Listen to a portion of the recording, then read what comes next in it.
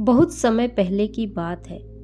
एक राजा जिसके पास इतनी धन दौलत थी कि अगर वह हर रोज दान किया करता या फिर उसे बांटा करता तो भी उसकी दौलत कभी खत्म नहीं होती।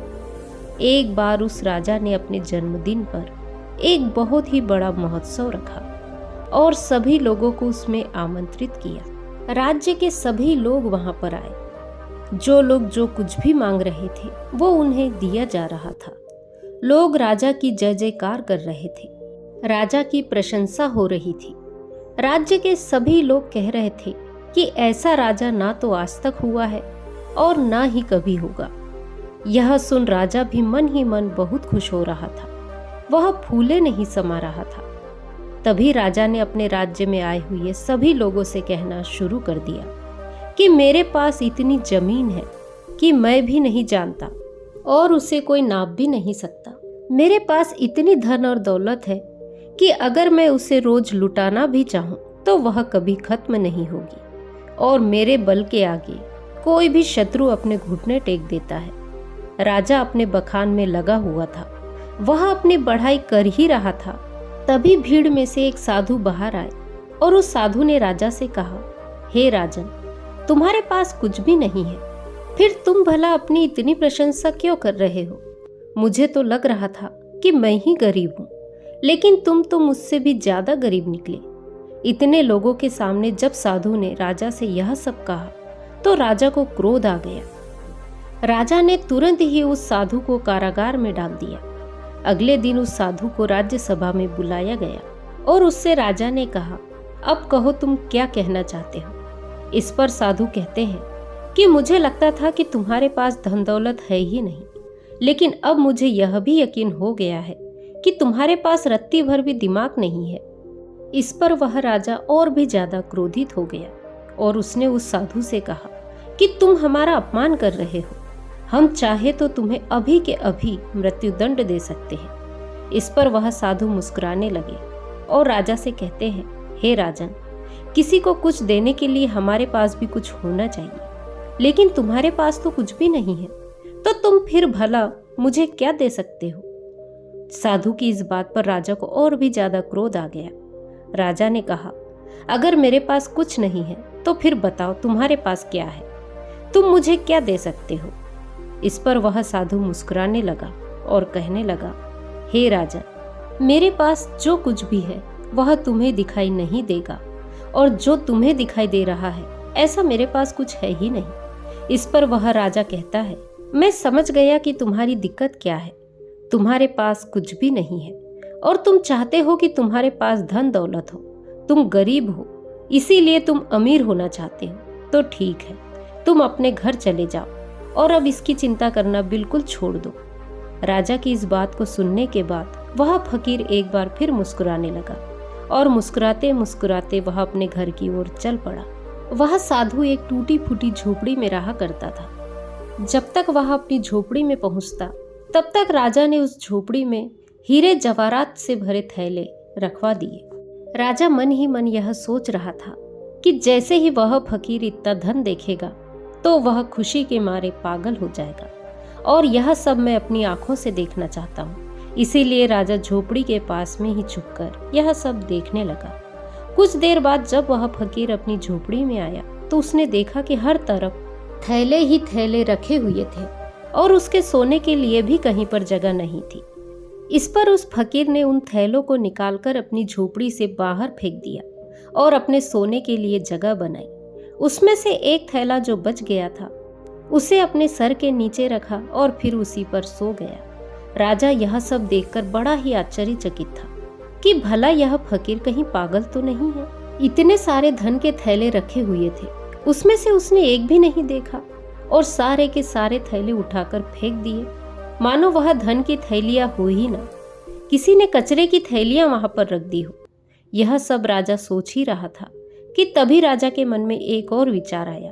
उसने सोचा कि लगता है कि फकीर कारागार में रहकर थक चुका था, उसे नींद आ रही थी, जिस वजह से उसने यह सारी थैलियां उठाकर बाहर फेंक दी। लेकिन जैसे ही वह उठेगा तो इन थैलियों के अंदर जब इतना सारा धन देखेगा तो वह जरूर खुशी के मारे पागल हो जाएगा और जो कुछ भी थैले उसने बाहर फेंके हैं वह भी उठाकर वह अपनी झोपड़ी में ले जाएगा। अब राजा उस फकीर के उठने का इंतजार करने लगा। देखते ही देखते एक पहर बीत गया। जब वह फकीर नींद से उठा और उसने देखा कि आसपास जो भी थैलियां बची हुई थी उसे भी उसने उठाकर बाहर फेंक दिया, और साथ ही साथ वह यह भी कह रहा था कि यहाँ पर किसने इतना सारा कूड़ा कचरा डाल दिया है। उस फकीर ने अपनी झोपड़ी की साफ सफाई की और फिर आगे की ओर चल पड़ा। यह सब देख राजा बड़ा ही आश्चर्यचकित था। वह सोच रहा था कि लगता है शायद इसे धन की आवश्यकता नहीं है, इसे कुछ और ही चाहिए, जिसके पीछे इस दुनिया के अधिकांश लोग पागल हैं। राजा ने उस फकीर के आने से पहले उसकी झोपड़ी में वह व्यवस्था कर दी और साधु के आने का इंतजार करने लग गया। कुछ समय बाद जब वह साधु वापस आया तो उसने कुटिया के अंदर जैसे ही प्रवेश किया उसने देखा कि कुछ लड़कियां फकीर का इंतजार कर रही थी, जो बिल्कुल जवान थी, और सभी फकीर को लुभाने की कोशिश करने लगी। तभी फकीर ने उन सबकी तरफ ध्यान से देखा और कहा, बेटियों, तुम सब यहाँ पर आए हो तो खाना खाकर जाना, मैं सभी के लिए खाना बनाता हूँ। उस फकीर ने सभी के लिए भोजन बनाया और सभी को भोजन भी खिलाया। वहां पर उपस्थित जितनी भी लड़कियां थीं, अब उनके पास कहने के लिए कुछ नहीं रह गया था। तभी उस फकीर ने कहा कि हमारा मन साफ होना चाहिए, तन से कुछ नहीं होता, और हमारा मन तब साफ होगा जब हमारा मन स्थिर होगा। मन की चंचलता हमें लूट लेती है, हम भटकते हैं और सिर्फ भटकते रहते हैं। लेकिन अगर मन शांत होगा, स्थिर होगा, तो हम उन ऊंचाइयों को पा सकते हैं जिसकी तुमने कभी कल्पना भी नहीं की है। सभी लड़कियों ने एक एक करके उस फकीर का आशीर्वाद लिया और वहां से चली गई, मानो वह सभी लड़कियां अपने पिता से मिलकर घर वापस जा रही हो। राजा यह सब देख रहा था और उसे यह सब देखकर बड़ा ही आश्चर्य हुआ। राजा एक बार फिर से सोच में पड़ गया कि आखिर इस फकीर को क्या चाहिए।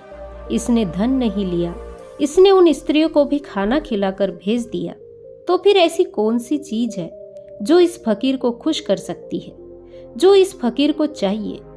बहुत देर सोच विचार करने के बाद राजा के मन में एक और नया विचार आया और वह सोचने लगा कि ऐसी चीज है जिसके लिए लोग परेशान रहते हैं, जिसके लिए लोग षड्यंत्र भी रचते हैं और जिंदगी भर इसे पाने की कल्पना करते रहते हैं, लेकिन यह सबके भाग्य में नहीं होता। यह सब सोच विचार करने के बाद राजा फकीर की झोपड़ी में चला गया। फकीर ने जैसे ही राजा को देखा, उसने राजा से कहा, हे राजन, आइए, आपका स्वागत है। इस पर राजा ने कहा, मैं आज आपको एक उपहार भेंट करने आया हूँ, और यह उपहार ऐसी चीज है जो सबके भाग्य में नहीं होती। यह कुछ ही लोगों को मिल पाता है। इसके लिए लोग लड़ते भी हैं, मरते भी हैं और षड्यंत्र भी करते हैं, और फिर भी यह उनके नसीब में नहीं होता।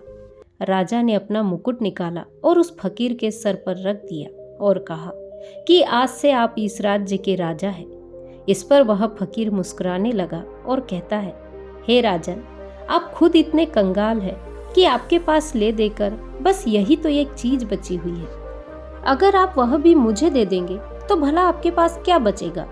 इस पर वह राजा और भी क्रोधित हो उठा। उसके अहंकार को ठेस लग गई। राजा ने क्रोधित होकर कहा, तुम एकदम मूर्ख हो, तुम्हारे पास खुद तो कुछ नहीं है और मैं तुम्हें देने की कोशिश कर रहा हूँ तो वह भी तुम नहीं ले रहे हो और मुझे कंगाल बता रहे हो। मैंने तुम्हें सुख देने की इतनी सारी कोशिशें की, लेकिन सारी की सारी नाकाम रही। अब मुझे समझ में आ गया कि तुम इसी कंगाली में जीना चाहते हो, तुम्हें यही कंगाली पसंद है। राजा के मुख से यह शब्द सुनते ही वह फकीर जोर से हंस पड़ा और कहा, जिसे तुम परम सुख बता रहे हो वह परम सुख नहीं बल्कि परम दुख है। तुम बता रहे हो कि तुम्हारे पास इतनी जमीन है कि कोई नाप नहीं सकता, इतने पैसे हैं कि अगर तुम बांटते रहो तो भी वह खत्म नहीं होंगे, और तुम यह भी कह रहे हो कि तुम्हारे बल के आगे शत्रु अपनी हार मान लेते हैं, अपने घुटने टेक देते हैं। लेकिन राजन, तुम यह भूल चुके हो कि यह कभी किसी का नहीं हुआ, यह तुम्हारा भी नहीं होगा। आज तुम्हारे पास है तो कल किसी और का होगा और उसके बाद किसी और का। यह प्रक्रिया निरंतर चलती रहेगी, इसीलिए मैं तुम्हें कंगाल बता रहा हूँ। इस पर वह राजा फकीर से कहता है, फिर तुम क्या चाहते हो? मैं तुम्हारी तरह बन जाऊं, तुम्हारी तरह गंदे कपड़े पहनूं, तुम्हारी तरह कटोरा लेकर दर दर भटकता रहूं, भीख मांगता रहूं? क्या तुम्हें यही चाहिए? क्या तुम इसी को अमीरी कहते हो? अब की बार फकीर ने राजा से कहा, हे राजन, धन दौलत, राजपाट और व्यापार यह हम सभी करते हैं और हम सभी को करना भी चाहिए, पर यह याद रखना चाहिए कि यह हमारे लिए है, हम इनके लिए नहीं। जिस दिन हम इनके लिए हो जाएंगे, उसी दिन हमारे जीवन में कोई भी मकसद नहीं बचेगा। हम केवल धन कमाना चाहेंगे। हम लोगों को मारकर, लोगों को गिराकर अपनी सत्ता बढ़ाना चाहेंगे, लोगों की जिंदगियों से खेलेंगे। बस यही सब मकसद रह जाता है, और जब ऐसा होता है तो सब कुछ गड़बड़ हो जाता है, कुछ भी सही नहीं रहता। क्योंकि जो कुछ भी तुम बटोर रहे हो, यह तुम भूल चुके हो कि एक दिन ऐसा आएगा जब यह सब कुछ तुम्हें छोड़ना होगा और यह सब कुछ यहीं रह जाएगा।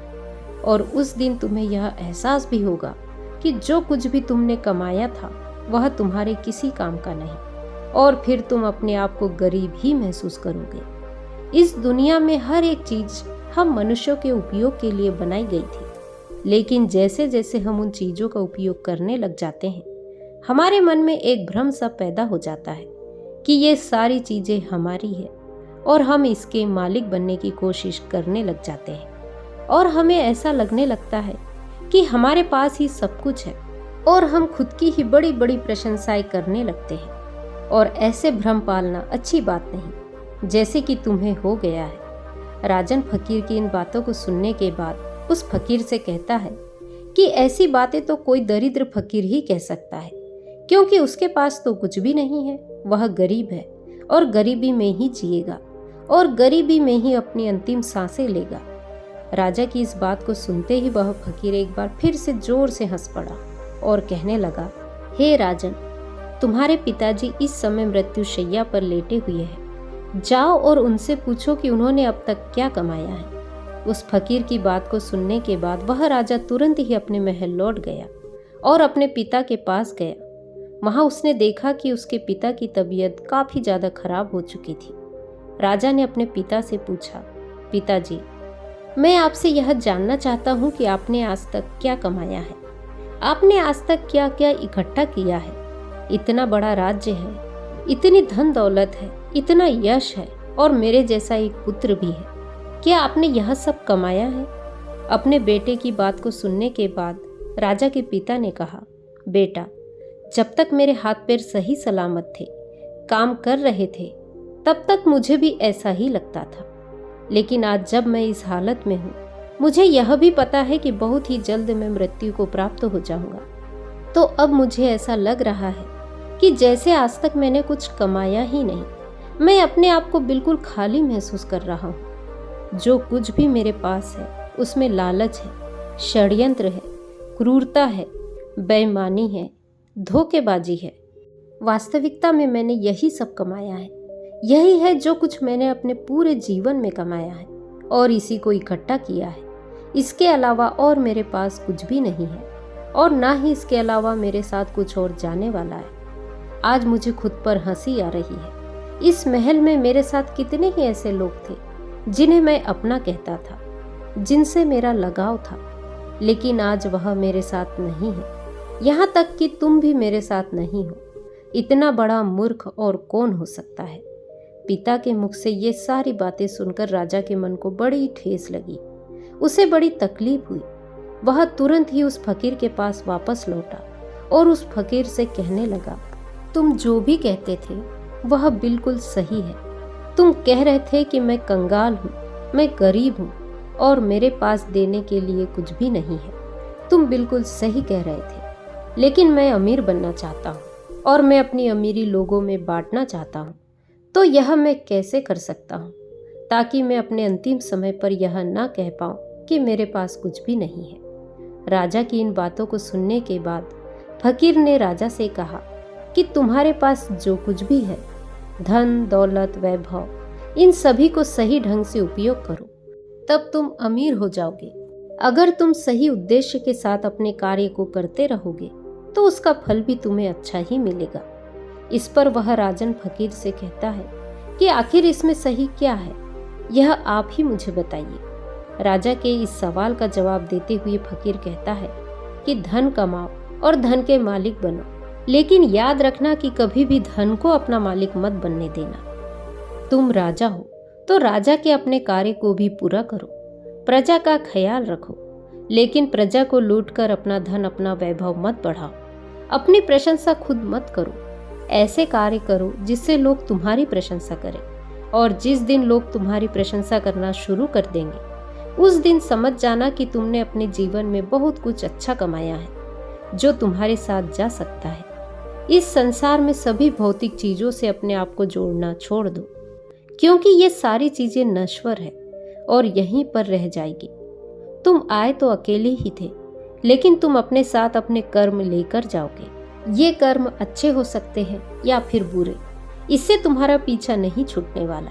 राजा को फकीर की सारी बातें समझ में आ चुकी थी। राजा ने फकीर को धन्यवाद कहा, उन्हें प्रणाम किया और वापस अपने महल की ओर चल पड़ा। जैसे उसे फकीर ने कहा था, राजा बिल्कुल वैसा ही करने लगा। ना तो उसने उसके बाद से कभी धन बांटा, ना ही बेवजह किसी को दंड दिया, और ना ही बेवजह उसने अपने पड़ोसी देशों पर चढ़ाई करके उन्हें जीतने की कोशिश की। लेकिन उसने इस सीख के बाद अपने राज्य के लोगों को इतना मजबूत बना दिया कि उन्हें किसी से भी धन मांगने की कोई जरूरत नहीं थी। कोई इतना गरीब ना था कि उसके लिए 2 वक्त की रोटी ना मिल पाए, पहनने के लिए अच्छे कपड़े ना हो, अच्छा घर ना हो। इन सभी चीजों पर राजा ने बखूबी काम किया। 2 राज्य के युद्ध के बीच में सिपाहियों की बेवजह जान जाया करती थी, इसीलिए राजा ने युद्ध करना भी बंद कर दिया। केवल अपने लोगों की रक्षा करने के लिए वह युद्ध में उतरता था। एक भयंकर युद्ध के दौरान वह राजा अपने एक सिपाही की जान बचाते हुए घायल हो गया। राजा वह युद्ध तो जीत गया, लेकिन उसकी जान पर बन आए। राजा अपनी आखिरी सांसें ले रहा था। उस समय राजा के चेहरे पर मुस्कान थी। वह जोर से हंसा और कहने लगा, फकीर, तेरा धन्यवाद कि मेरे लिए लोग इतना आंसू बहा रहे हैं, मेरी प्रशंसा कर रहे हैं और मेरी फिक्र भी कर रहे हैं। मैंने इतना कुछ कमा लिया है कि लगता है मैंने कुछ नहीं कमाया। मैं खाली हाथ आया था और खाली हाथ ही जा रहा हूँ। ना मेरे पास कुछ अच्छा है और ना ही कुछ बुरा। तभी अचानक वह फकीर राजा के पास आया और राजा से कहने लगा, अरे इतनी क्या जल्दी है, अभी तो तुम्हें और शासन करना है। उस फकीर ने अपनी पोटली में से एक औषधि निकाली और राजा को पिला दी। देखते ही देखते वह राजा बहुत जल्दी फिर से स्वस्थ हो गया, और जैसे ही वह पूरी तरह से स्वस्थ हुआ, वह वापस उस फकीर से मिलने उसी झोपड़ी में चला गया। लेकिन जब वह वहां गया तो बिल्कुल भी हैरान रह गया, क्योंकि वहां पर कोई फकीर नहीं था। वह फकीर कहीं और चला गया। दोस्तों, कुछ इसी प्रकार हम अपना जीवन सिर्फ धन कमाने में लगा देते हैं। जीवन भर हम उस धन को कमाते हैं जो धन हमारे किसी काम का नहीं। हम ऐसी ही चीजें इकट्ठा करते रहते हैं और आखिर में अंतिम समय आने पर हमें यह एहसास होता है कि हमने सब कुछ कमाकर भी कुछ नहीं कमाया और हमारे साथ सिर्फ हमारे कर्म ही जाते हैं। तो आज की कहानी यदि आपको पसंद आई हो तो वीडियो को लाइक, शेयर, कमेंट करें और मेरे चैनल को सब्सक्राइब करें। नमो बुद्धाय।